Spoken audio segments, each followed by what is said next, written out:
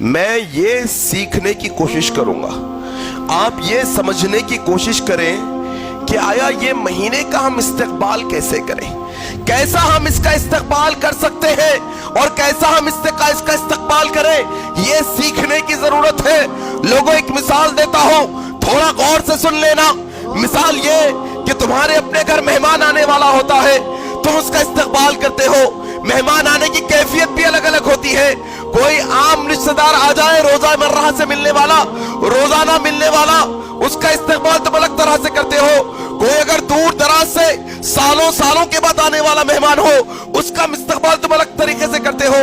ایک چھوٹی مثال یہ بھی دے دوں، تمہارے ہمارے گھر میں بہنیں ہوں گی، تمہاری بہن کے رشتے کے لیے سسرال والے آ رہے ہیں رشتہ طے کرنے کے لیے، کیسا استقبال ہوگا ان کا، کیسے جذبے کے ساتھ ان کا استقبال ہوگا۔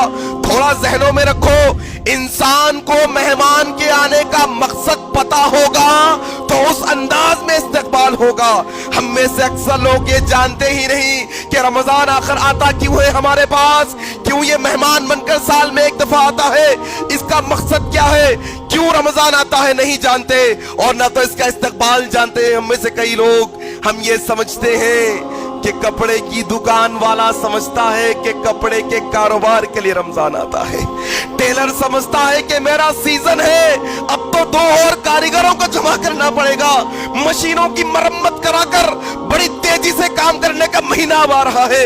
چپل بیچنے والا سمجھتا ہے کہ نیا اسٹاک لاؤں گا، زیادہ کماؤں گا، یہ مہینہ اب آ رہا ہے۔ کوئی ہوٹل والا یہ سمجھتا ہے اب تو حریص کی بھٹی لگانے کا مہینہ آ رہا ہے۔ عورتیں سمجھتی ہیں کہ گھر میں نئے بیڈ شیٹ بچھا دیے جائے، نئے پردے ڈال دیے جائے، گھر کو نیا کلر کروا دیا جائے، اور کچن میں بھر بھر کر کھانے کا سامان لا دیا جائے، یہ اس کا مہینہ ہے۔ فروٹ بیچنے والا یہ سمجھتا ہے سال میں ایک دفعہ بڑے دھڑاکے سے فروٹ بکتا ہے، بہت زیادہ تعداد میں لائیں گے فروٹ، یہ فروٹ بیچنے کا مہینہ ہے۔ لوگوں ہم نے اس کی قدر نہیں جانی، ہم نے اس کی قدر نہیں جانی، ہم نے رمضان کا مقصد نہیں جانا کہ رمضان آتا کیوں ہے ہماری زندگی میں۔ یہ چیز سیکھنے کی ضرورت ہے میرے بھائی، یہ چیز جاننے کی ضرورت ہے۔ آج سب سے پہلی بات، رمضان آتا ہے تقوی دینے کے لیے۔ اللہ سبحانہ و تعالیٰ نے کہا یا ایھا الذین آمنوا کتب علیکم الصیام کما کتب علی الذین من قبلکم لعلکم تتقون، تم پر روزے اس لیے فرض کیے گئے ہیں تاکہ تم تقوی اختیار کرنے والے بن جاؤ، اللہ کا خوف اختیار کرنے والے بن جاؤ، گناہوں سے بچنے والے بن جاؤ۔ یہ رمضان ہے۔ یہ رمضان کپڑے پہننے کے لیے نہیں ہوتا، یہ کھانے کا مہینہ نہیں ہے میرے بھائی، بھوکے رہنے کا مہینہ ہے۔